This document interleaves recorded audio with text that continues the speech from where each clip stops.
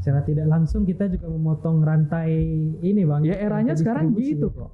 Eranya sekarang gitu. Kan ini kan market bebas saja kan. Iya. Dan siapa yang menguasai pasar dengan cara yang berbeda dia akan menang kan. Iya benar. Gitu. Nggak salah dong. Iya nggak salah. Gitu.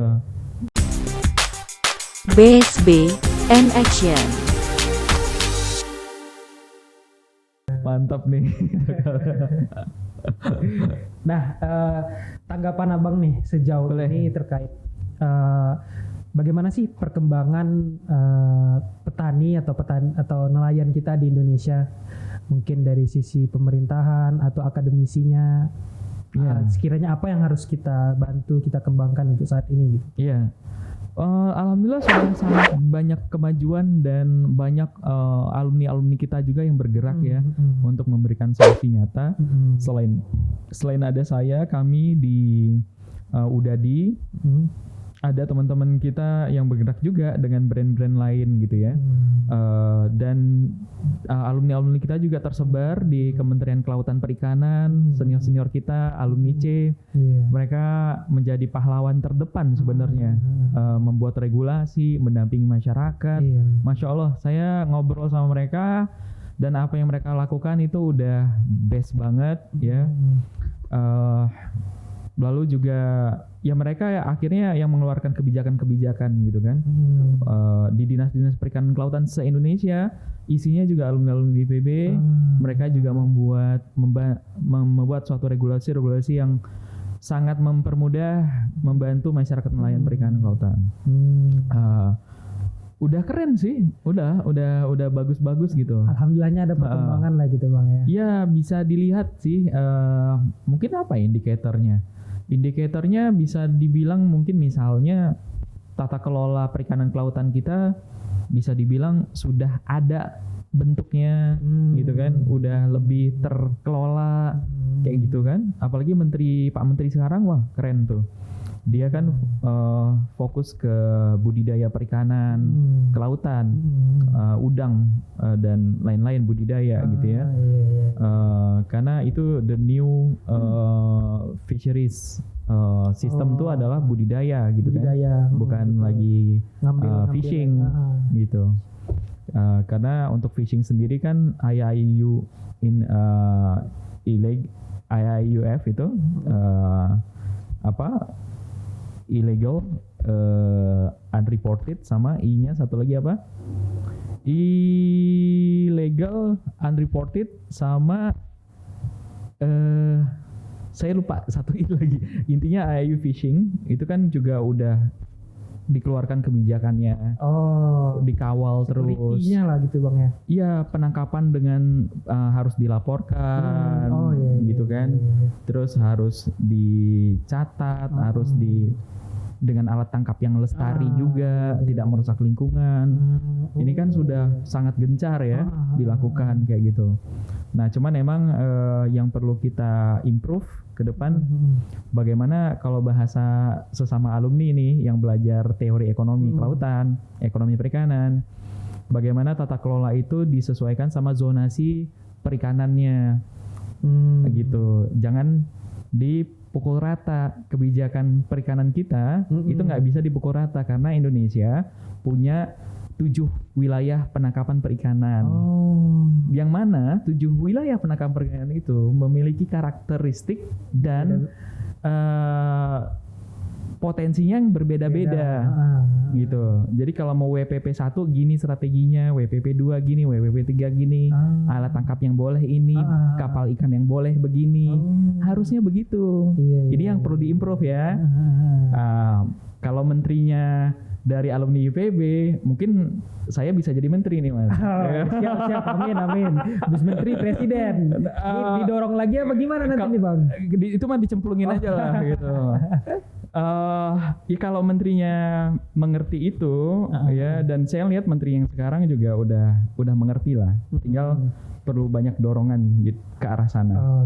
Dari gitu. Pengusaha juga harus membantu. Betul, makanya ya kita mengancap pada diri kita dulu lah sekarang kan. Apa sih yang kita bisa buat? Ayo teman-teman muda, kami lewat startup gitu ya, mengajak teman-teman lainnya, potensi perikanan masih sangat luas gitu ya, masih terbuka buat adik-adik mengembangkan ide, teknologi, inovasi di bidang perikanan.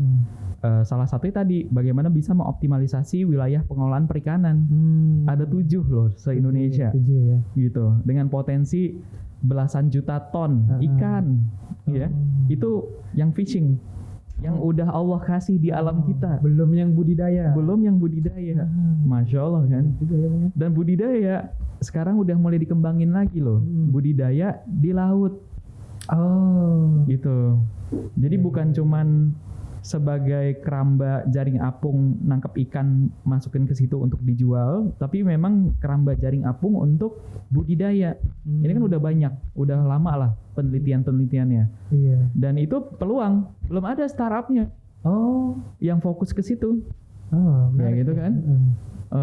Iya. Startup yang fokus bikin kapal ikan yang bagus, belum ada. Gitu.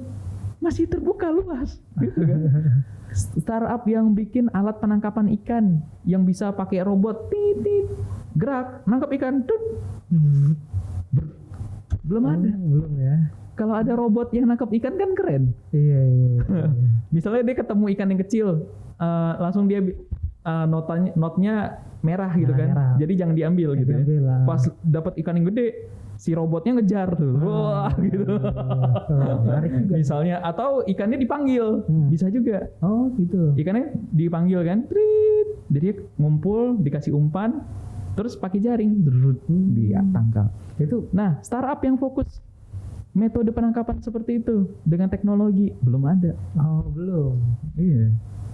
Masya Allah kan, ini peluangnya banyak banget dan saya secara personal siap membina adik-adik yang mau develop jadi solusi nyata ya, karena kan eranya sekarang harus solusi nyata. Sesekali demo boleh lah, gebrak-gebrak meja, dorong-dorong itu. istana negara sama DPR gitu ya, boleh lah sesekali. Itu kan perlu juga. Mengingatkan lah. Betul. Tapi banyakin ide-ide kreatifnya, banyakin solusi-solusinya. Dengan aplikasi, dengan teknologi, dengan karya intelektual yang tinggi, gitu ya. Jadi solusi buat negara, itu keren. Dan saya siap buat ngebina. Masya Allah. Ini peluang nih teman-teman ya.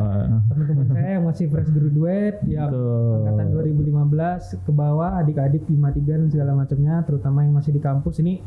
Salah satu alumni kita yang welcome banget nih kepada adik-adiknya yang mau kerja sama atau segala macamnya gitu ya. Menurut saya sambil kuliah, sambil merintis itu betul. Mumpung masih kuliah dan ada yang mentorin. Apalagi sana kan kampus Merdeka, belajar kan. Oh iya benar-benar.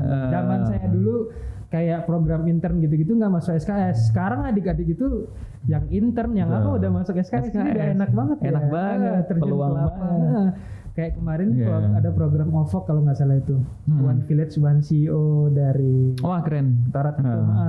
Kan mereka itu diterjunkan ke BUMDes untuk bikin semacam usaha-usaha gitu, menciptakan CEO gitu bang. Dan itu memang salah satu kepala sekolah atau PJ-nya itu emang abang kelas saya sih, angkatan 51. Wah, keren. Mungkin itu bisa kerjasama dengan abang juga itu ya? Bisa, untuk desa-desa pesisir, pulau-pulau kecil, ayo kita kerjasama. Iya benar.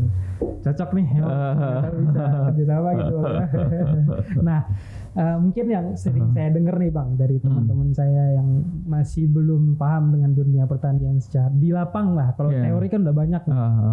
Sebenarnya peluang atau ya bisnis di bidang pertanian itu menjanjikan nggak sih bang? Ada nggak sih hasilnya? Apakah soalnya dari teman-teman itu taunya karena mendengar wah petani susah nih nanam ini nggak kejual, nanam ini harganya jatuh segala macam. Nah, menurut abang menurut abang sendiri nih bisnis di bidang pertanian itu menjanjikan nggak sih bang? Menjanjikan ya, karena secara demand kan selalu logikanya aja ya. Orang makan terus manusia makin banyak. Terus sekarang sudah banyak juga startup di bidang pertanian selain perikanan kan. Banyaklah brand-brand besar sekarang gitu ya. Apalagi diestimasikan nih groceries itu udah masuk ke distribusi online. Itu udah diprediksikan banyak orang. Karena ke depan kan eranya makin era digital ya. Terus kemudahan distribusi itu udah semakin mudah. Iya benar. Jadi nggak cuman orang nanti nggak akan beli online HP, aksesoris, baju, fashion dan itu aja. Makanan, pulsa dan sebagainya. Tapi makanan juga fresh ya, makanan fresh. Bahan pokok itu juga udah mulai online gitu. Ya udah banyak Apalagi ditambah dengan pandemik kemarin kan, orang nggak boleh ke pasar Iya benar. Nah justru grocery startup malah naik. growth. Iya benar. Gitu. Jadi karena delivery kan, gitu. Termasuk kami alhamdulillah 1 tahun pertama husnul khotimah lah. Wah. Belum mati, belum. Salah tuh. Bukan husnul khotimah bahasanya. Alhamdulillah tumbuh jadi yang dari bayi ya. Dari bayi sekarang udah tumbuh jadi anak-anak nih. Accelerationnya lah ibarat katanya. Tinggi. Yang tadinya oe sekarang udah tumbuh jadi anak-anak gitu. Udah bisa jalan sendiri udah nih. bisa jalan sendiri. Lari nih. Udah bisa lari. Makanya ditargetin 3 tahun lagi udah jadi abang-abang gitu. Amin. Yang abang-abangnya udah siap fighter gitu kan. Keren nih. Nah, artinya apa? Peluang kan? Peluang. Dan itu saya rasakan sendiri, dan saya kenal sama pelaku-pelaku online pertanian juga naik, permintaan mereka naik. Ya. Nah, yang jadi isunya sekarang bagaimana di tingkat hulu ya. Bagaimana produksi bisa kompetitif, bisa efisien, bisa efektif. Itu kan banyak juga startup yang bergerak di situ hari ini gitu ya. Yang kita kekurangan adalah SDM yang mau menjadi petaninya. Gitu. Misalnya petani tomat, petani kentang, petani kangkung gitu ya. Tapi bukan berarti menjadi petani seperti orang petani dulu, tapi petani dengan menggunakan teknologi modern gitu ya. Iya. Nggak mesti teknologi modern sih sebenarnya, teknologi tepat guna lah bahasanya ya. Iya, tepat guna. Gitu. Bisa efektif, bisa efisien penanaman segala macam gitu ya. Karena hasilnya itu sudah ada buyer-buyernya memang gitu ya. Nah, tinggal memang perlu kerjasama semua pihak ya, supaya komunitas Indonesia ini bisa menjadi gotong royong dalam hal kemandirian pangan, kedaulatan pangan itu kan harus gotong royong, gitu ya. Jadi ketika prinsip gotong royong ada, collective action itu dilakukan, maka semua elemen rantai pangan itu akan bergerak secara efisien dan efektif. Gitu. Ini pemahaman saya yang saya baca dari banyak sumber. Rantai pangan akan terjadi efisien dan efektif jika terjadi collective action dari hulu sampai hilir. Misalnya, ada komunitas petani jagung di Nusa Tenggara Barat. Ada komunitas UKM jagung manis, UKM jagung bakar. Ya. Dia butuh jagung dong. Ya kan? Petani yang bakar. Di sini butuh di sini butuh dipasarin dong. Dipasarin, benar. Nah, harus kompak mereka. Si petani, komunitas petani jagung bakarnya bilang sama mereka, "Bang, tolong dong, gue mau nih jagung 1 ton seminggu. Lo bisa kirim nggak? Tempat pengiriman kemari." Gitu. Ini saya ngomong sederhananya dulu ya, walaupun nggak sesimpel itu. Tapi ide konsepnya gitu. Itu harus terjadi seperti itu. Misalnya perumahan Dramaga Cantik, ini kan dekat perumahan Dramaga Cantik nih. Ibu-ibu ngeluh nggak sih kalau belanja ke pasar harga naik? Iya benar, pasti dong. Ya kompak dong makanya. Jadi ibu-ibu di Dramaga Cantik kompak. Misalnya apa? Bu, kumpul nih, kumpul. Butuh telur berapa? Butuh ikan berapa? Butuh daging berapa? Butuh beras kita berapa? 1 komplek kita seminggu. Nah, misalnya dia bilang Dramaga Cantik dengan koperasi arisan ibu-ibu Dramaga Cantik membutuhkan 10 ton beras, 500 kilo ikan tongkol 200 kilo, misalnya ikan nila dan seterusnya. Ayam dan seterusnya. Nah, informasi dan ini dilakukan oleh semua komplek yang ada di Jabodetabek. Wah. Lalu tersentral ke satu platform demand kebutuhan masyarakat perumahan di Jabodetabek. Oh iya sih. Kompak dong, ayo gitu. Ayo kita bikin platformnya untuk bikin kompak collective action itu. Karena kan petani bilang sama kita, ya kami bisa produksinya, tinggal apa yang harus kami tanam, gitu kan? Nah, si ibu-ibu ini bilang nih, ibu-ibu Jabodetabek ini, ya emang PR sih, cuman tadi saya bilang kalau mau bikin rantai pangan yang efektif efisien harus collective action. Collective action di tingkat supply itu sudah banyak program-programnya. Iya benar. Bagaimana mengumpulkan petani, menanam sekian hektar, bla bla bla gitu ya. Banyak teknologi bla bla bla gitu ya. Tapi di tingkat demand bagaimana? Iya, belum ada ya. Udah pernah nggak dikonsolidasi? Kita ini punya lurah loh, punya RT, punya RW. Kan bisa dikoordinasikan lewat BUMDes misalnya, gitu ya.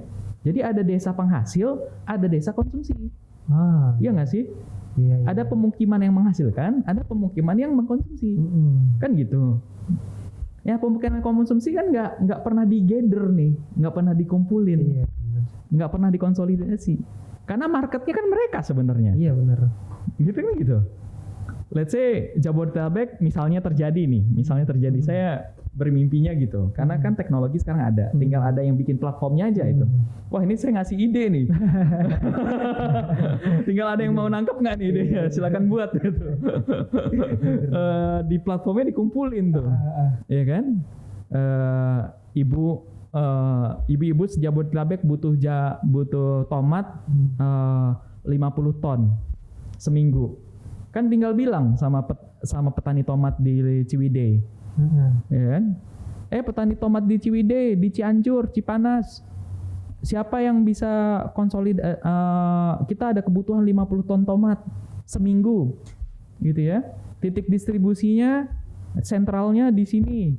Nanti akan ada delivery distribusi ke rumah-rumah lewat armada motor, mobil dan sebagainya. Ya, nanti di tiap perumahan ada PJ-nya. Yang ibu-ibu menjadi rumah ibu-ibu itu menjadi rumah. Pengambilan gudang lah ibarat katanya. Pengambilan aja, picking point. Iya. Picking point. Iya benar. Atau masjid perumahan lah dijadiin picking point misalnya. Gitu ya. Jadi nanti pas di picking pointnya, Bu Ibu tomatnya udah datang ya, silakan yang mau ngambil ke masjid. Gitu. Si petaninya ngumpulin ke satu, terus ada logistik distribution yang ngirim ke perumahan-perumahan. Secara tidak langsung kita juga memotong rantai ini bang. Ya eranya sekarang gitu kok. Eranya sekarang gitu. Kan ini kan market bebas aja kan. Iya. Ya, siapa yang menguasai pasar dengan cara yang berbeda dia akan menang kan. Iya benar. Gitu. Nggak salah dong. Iya nggak salah. Gitu. Kan kita tujuannya pengen bangun petaninya sejahtera, konsumennya juga happy. Iya benar. Yang bikin mahal ini kan karena terlalu banyak margin sana sini, potong sini, terus sini. Logistiknya nggak efisien gitu. Benar. Nah tapi mau begitu nggak nih ibu-ibu gitu kan? Ibu-ibu ya Dakara TV gitu kan? Mau nggak begitu gitu kan? Kumpul gitu. Arisannya ngomongin ibu butuh berapa minggu ini gitu. Arisannya ngomong gitu. Dan arisan itu dibuat sejabodetabek. Lalu dikumpulkan ke satu server, dikomunikasikan ke agribusiness center punya pemerintah kan ada, ya, gitu ya. Ya ini bisa menggoyang pasar induk sih emang, gitu. Dan toko-toko fresh yang ada bisa menggoyang mereka. Tapi kan ya ini pasar bebas. Yang membuat harga hari ini naik kan mereka, ditimbun lah, gitu-gitulah. Import lagi. Ujung-ujungnya gitu-gitu lah ya. Terus petaninya nggak sejahtera, kita yang di perumahan mahal. Ya berarti kan ini problem. Nah solusinya gimana? Kayak tadi, ayo kita kembalikan ke ekonomi kerakyatan kita, gotong royong. Bagaimana membangun food supply system dengan prinsip gotong royong antara hulu dan hilir. Nah kemudian ada sistem logistik distribusi yang dipercaya untuk membangun rantai tersebut menjadi lebih efisien. Wah ini perlu ada bahasan khusus nih. Iya, harus ada bahasan khusus ini, Bang. Keren banget sih ini. Nanti deh kita bahas lagi. Gimana Mas Novel? Pemikiran orang idealis sebenarnya emang, aduh idenya banyak gitu. Bang. Tinggal siapa nih yang eksekusi nih? Siapa Ayo mahasiswa IPB gimana nih dong. kita kerjasamanya nih? Iya. Oh ya menarik. Nah, pertanyaan lagi nih Bang. Bisa. Kenapa tuh bisa terpikirkan untuk bergelut di bidang pertanian dan nelayan ini dan bisa ada startup itu? Apakah semenjak Abang S2 keliling-keliling Indonesia atau ada nggak yang membuat ini nih jalan ninjaku nih? Asik. Gimana tuh Bang? Kok bisa terpikir ngurusin begituan gitu tuh? Soalnya kan dari ITP ekonomi kelautan gitu kan udah pindah haluan gitu Bang. Iya. Ibarat kata kalau kita naik kapal nih putar arah nih gitu kan. Iya, itu kalau pola pikir yang linear. Linear. Nah, hari ini kan yang lagi diangkat populer itu adalah transdisiplin. Bukan multidisiplin, tapi transdisiplin. Apa tuh bedanya? Nah, transdisiplin itu adalah disiplin ilmu, berbagai disiplin ilmu untuk mengentaskan satu permasalahan. Nah, saya kemudian ternyata kalau berpikir linear tadi nggak nyambung ya. Nyambung. Ya, tapi ketika berpikir transdisiplin ternyata bisa jadi solusi. Gitu. Dan itu yang sedang kita lakukan hari ini. Bagaimana membangun kualitas pangan yang terjaga, berkualitas, ya. Khususnya ikan yang kami lagi lakukan gitu ya. Ikan gitu ya. Gimana caranya ikan ini berkualitas bagus untuk dikirim sampai ke rumah-rumah gitu ya. Ya kami sebenarnya lagi ngebangun sistem itu sebenarnya. From farm to table gitu. From ocean to you. Ocean ya. From ocean to you. Itu tagline-nya. Tagline-nya. Nah kita lagi kumpulin.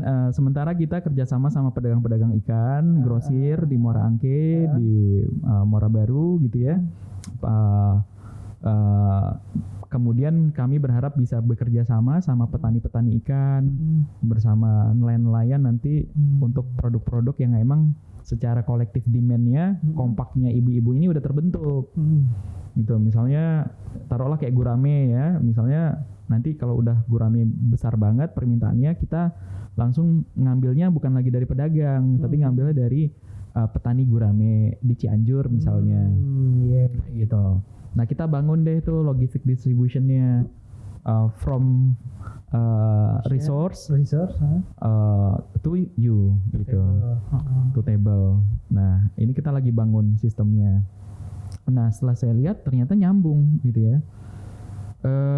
Saya baru sadar juga setelah selesai S2 kenapa Allah memberikan suatu rezeki yang ini nggak disangka-sangka perjalanan hidupnya. Allah memberikan saya peluang kesempatan ketemu masyarakat nelayan se-Indonesia tanpa saya keluar uang sepeser pun.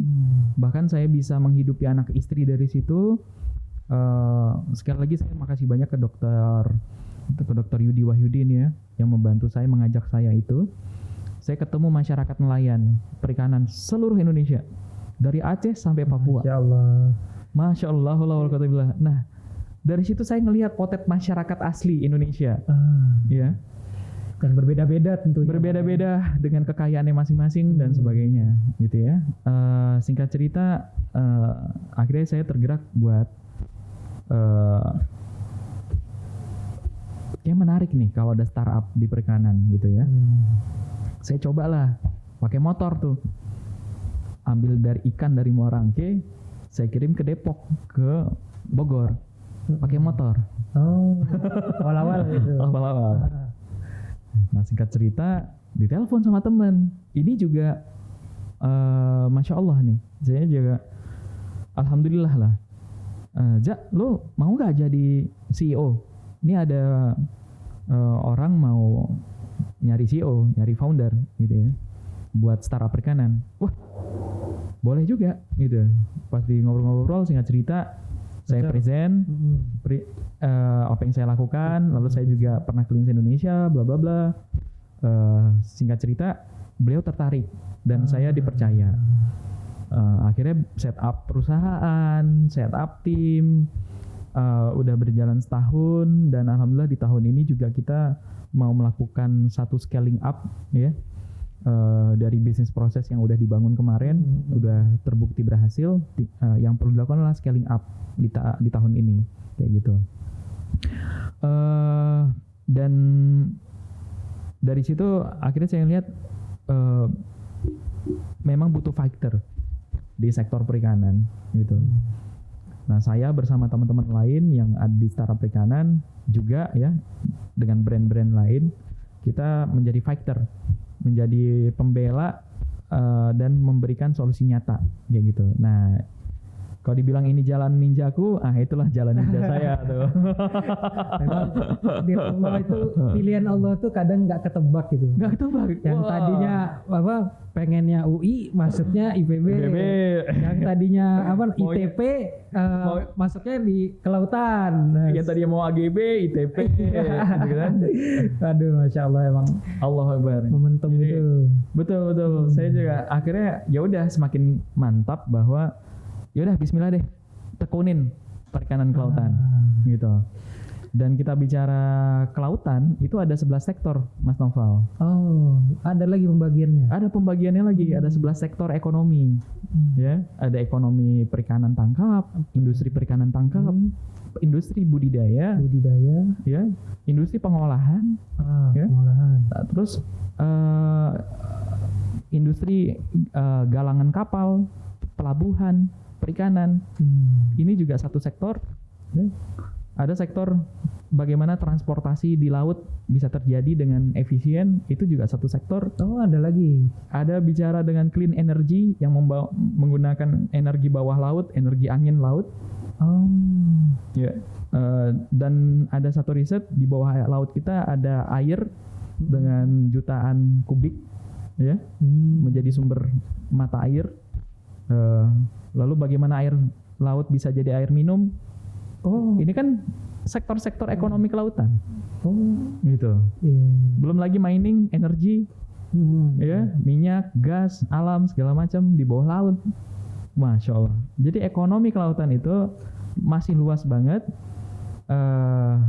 dan di situ banyak banget peluang-peluang buat teman-teman muda. Nah, saya pengen banget nih di kesempatan ini ngajak nih anak-anak IPB yang di perikanan kelautan, ayo kita ngobrol. Oke, tinggal digaskan nih, udah diajak nih. Jarang-jarang lu ada alumni kita tuh ngajak, ayo sini, ayo gabung. Oh, jarang ya? Jarang banget. Oh, gitu.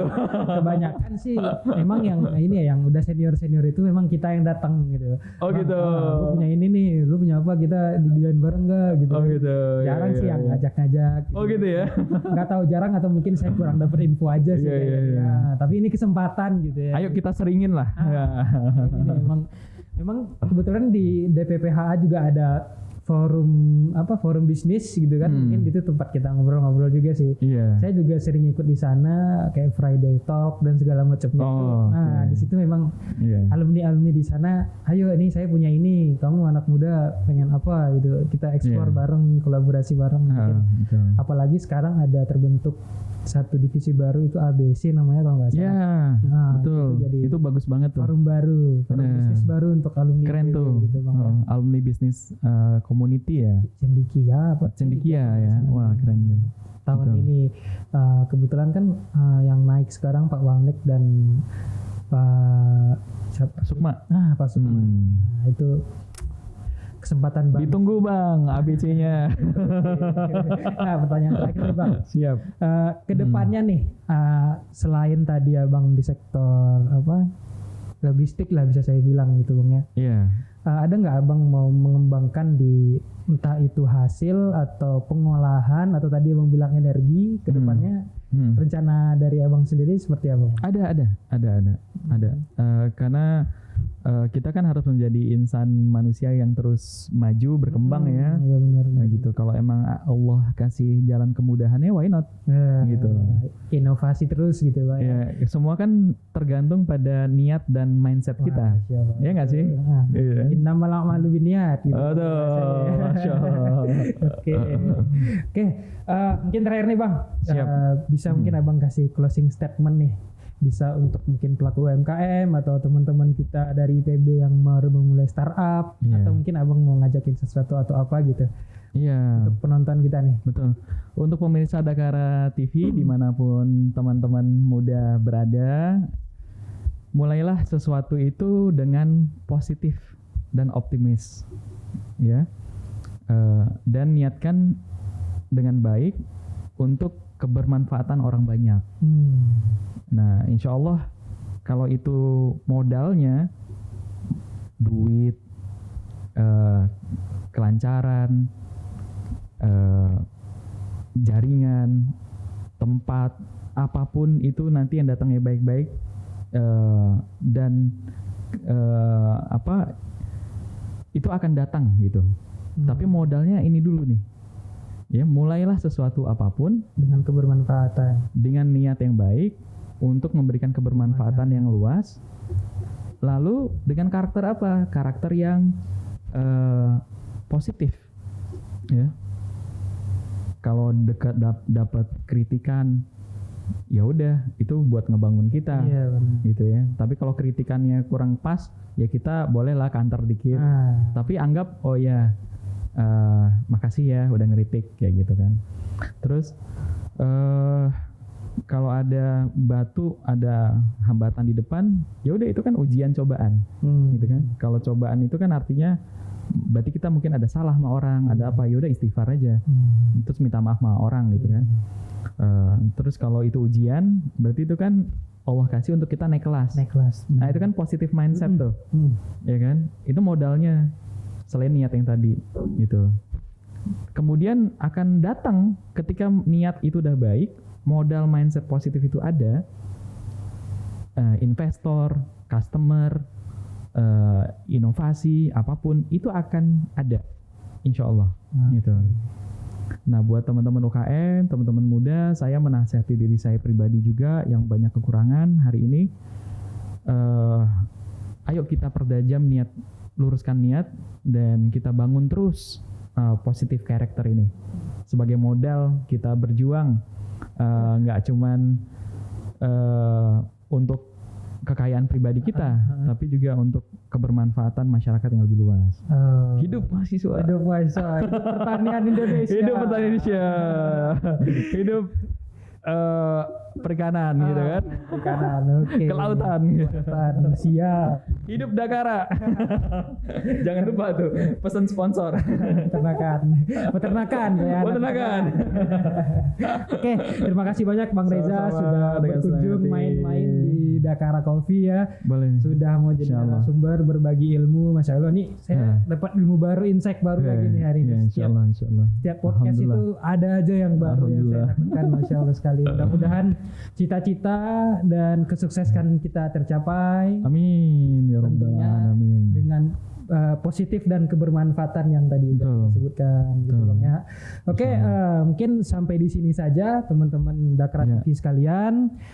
Terima kasih sudah setia menonton. Jangan lupa like, comment, share dan subscribe YouTube channel Dakara TV. Sampai ketemu di episode selanjutnya. Dadah. Bisa setia Dakara TV. Dapatkan terus informasi seputar pendidikan, bisnis UMKM IKM, serta energi dan lingkungan. Dapatkan terus notifikasi dari YouTube channel Dakara TV.